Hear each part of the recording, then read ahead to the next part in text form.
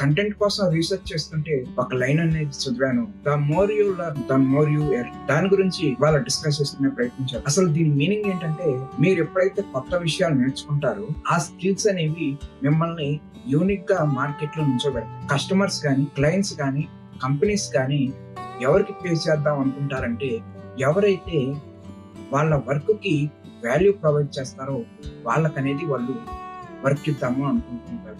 మీరు నేర్చుకున్న నాలెడ్జ్ మీరు ఎంత బాగా వాడగలుగుతున్నారు, ఎంత యూనిక్ గా ప్లేస్ చేయగలుగుతున్నారు అనే దాన్ని బట్టి మీరు ఎంత సంపాదించగలరు ఆ స్కిల్ తో అనేది ఆధారపడి ఉంటుంది. ఫర్ ఎగ్జాంపుల్, ఒక సాఫ్ట్వేర్ డెవలపర్ ఉన్నాడు, అతనికి బేసిక్స్ కోడింగ్ స్కిల్స్ వచ్చు. లేటెస్ట్ ఇంకో సాఫ్ట్వేర్ డెవలపర్ ఎవరైతే ఆర్టిఫిషియల్ ఇంటెలిజెన్స్ మరియు మిషన్ లెర్నింగ్ ని ఇంటిగ్రేట్ చేసి కోడింగ్ చేస్తూ ఉంటారు. వీళ్ళిద్దరిలో మీరు ఎవరికి ఎక్కువ పే ఉంటుంది అనుకుంటున్నారు?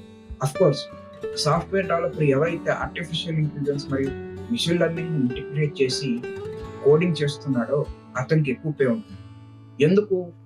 అతను తన స్కిల్ ని అప్గ్రేడ్ చేస్తున్నాడు, తన స్కిల్ ని మార్కెట్ కు తగ్గట్టుగా మలుచుకోగలిగాడు. కాబట్టి ఇలానే ఎవరైనా సరే మీరు ఎంత నేర్చుకుంటే అంత ఎర్న్ చేయగలుగుతారు. ఇలాంటి మంచి మంచి కంటెంట్ కోసం ఫాలో అవడం మర్చిపోతే థ్యాంక్ యూ.